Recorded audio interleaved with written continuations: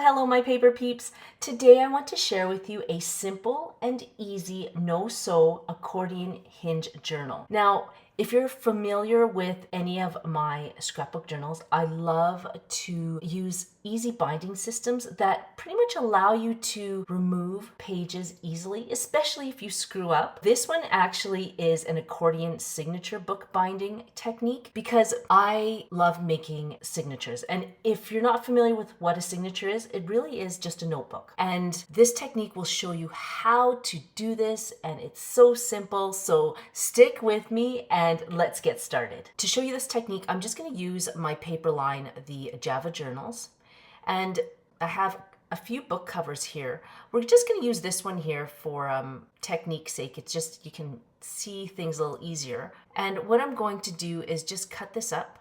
Now, you don't have to use this specific scrapbook journal series. You can use pretty much anything. If you are going to use any other scrapbook paper, make sure that you cut the cardboard down to 6.5 by 5 inches. And then the cover page that covers the cardboard is 8 by 6.5 inches. And then go ahead and use some double-sided adhesive to glue this all into place. Now, if you're new to my channel, my name is Christine, and I love creating DIY scrapbook journals, more specifically ones that have places not only where you can journal, but places where you can add photos and quotes and art pages. I love something that's quite interactive. My crafting community loves this because I'll be crafting in my journal and go, oh, you know what? This needs a tag. This needs more ephemera or whatever it is. I'm always adding something to the paper line. Sometimes and lately it's been cards and envelopes so that you can send a written word to a friend. That's what I'm all about. I love not only journaling for myself, but connecting with others. And usually my paper lines will have cards and envelopes included. So if you're new to this crafting journey, just to let you know, if you do purchase the paper line, I send you any additions that I add to the paper line for free, and you get it via email. So come and join the party. It's a lot of fun. Okay, I digress. Let's get back to the crafting here.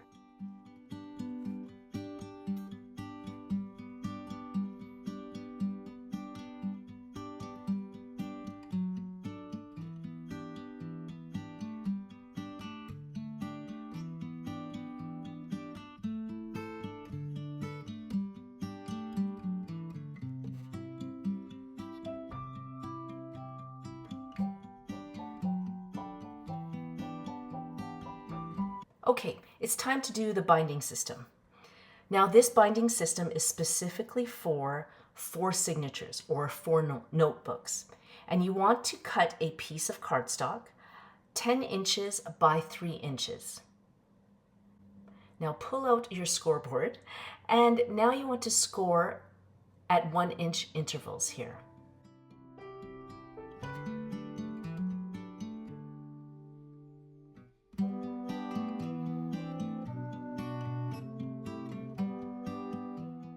I love this binding system because it's so easy, and it also allows you to remove sheets of paper throughout your journaling journey, I guess. So that's why I really like this system, because as we all know, we all screw up when we're scrapbooking and journaling, and if you can't remove that page, it's sometimes really sad to try to cover up your mistakes. But either way, I do love this system just for that reason. And then what you do want to do here is just bone fold and accordion fold all these creases. There you go. So, okay. So the key is to have these ends sticking upwards, and then see you have 4 mounds, which will accommodate the 4 signatures or 4 notebooks that you print out. Now, you don't have to have 4 mounds or 4 signatures. You can just adjust accordingly if you only want 2 or 3. These are the book covers, and okay, they are 5 inches by 6.5 inches. Here's the signatures that I'll be putting in the book.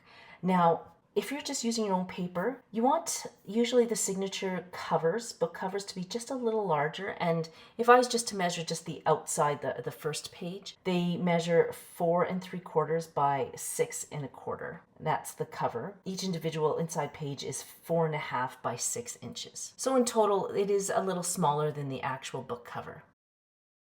So these are the labels for your signature or notebook covers.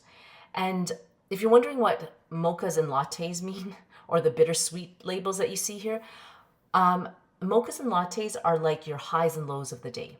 So mochas apparently are the sweet coffee drinks, and lattes are kind of the most bitter forms of coffee drinks out there. So I thought it was kind of fitting for me to put that in there. Instead of highs and lows, I thought, let's make them mochas and lattes, or the other label is bittersweet. So anyways, just something that I thought I'd explain to you if you decide to purchase this paper line. And then again, you can use obviously the brown backing or the brown for layering effect. Okay, so now you have this binding system. Make sure that the ends stick up, and they're 3 inches in height.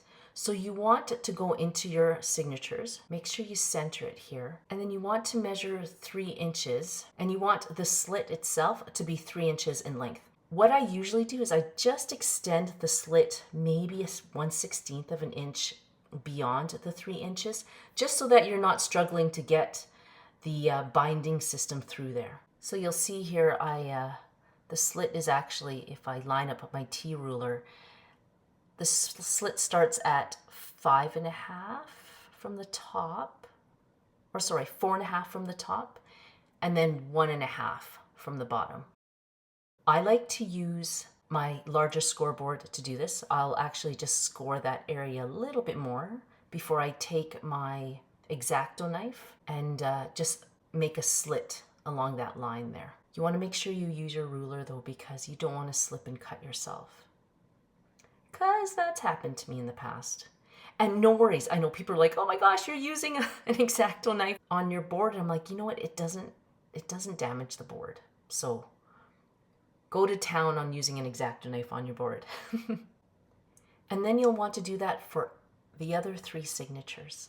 Now, I think I put in 5 sheets of thinner paper. When I printed this out, the actual signature book cover is a thicker cardstock. So I used a 65-pound cardstock, whereas the internal pages are just regular printer paper. I like it thinner because I like to add way more pages. And I found that with thicker cardstock, it just doesn't give you that freedom to add more sheets of paper. To me, it's just way too thick. And then you just slide the spines in between.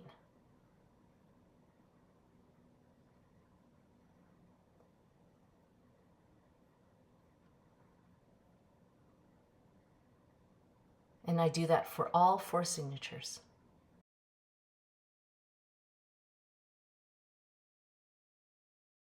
So here is your finished product.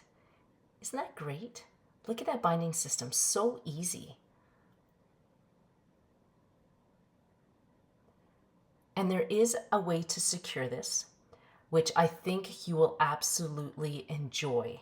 I did this in one of my other journals. I didn't use signatures, and if you're interested in how I use this just on regular cardstock, I'll put a link to that in the description box below or right here.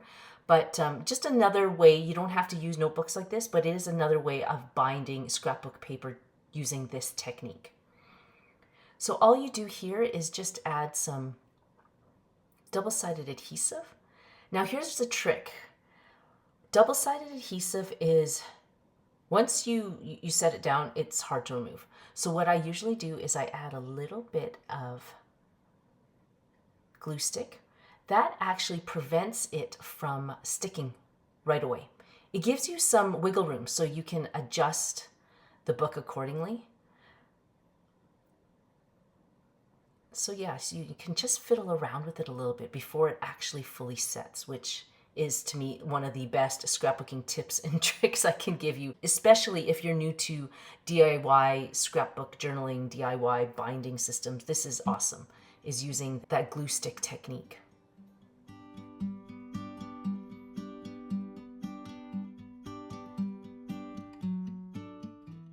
Now the thing is that you have to secure those spines or else they'll fall right out.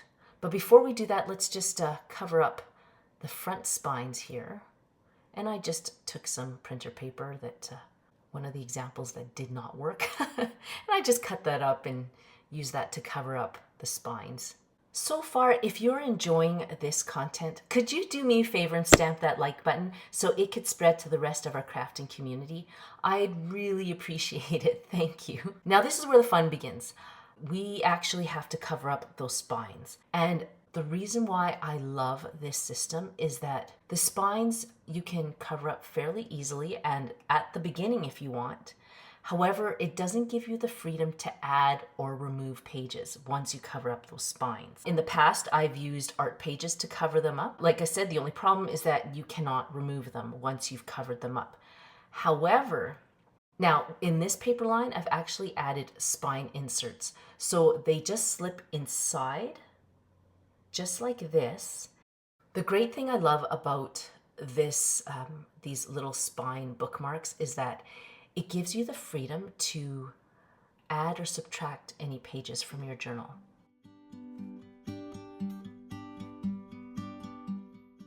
And in this one, I've created some for you.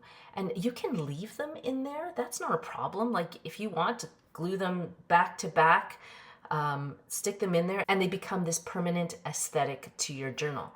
However, if you don't like them there and you say, oh, you know what, I want to cover them up the way, I covered my spines in some of my other journals, like you see here, you can do that. And what I did here is I have some quote pages which can be used to cover up those spines. And another thing that I love with this paper line is that you can layer the frames inside, which I love so much. And I've done with a lot of my other paper lines too. I really hope you enjoyed this technique. If you're interested in this paper line, make sure you check out the description box below because it's there. And if you're new to my channel, just to let you know, I'm not done.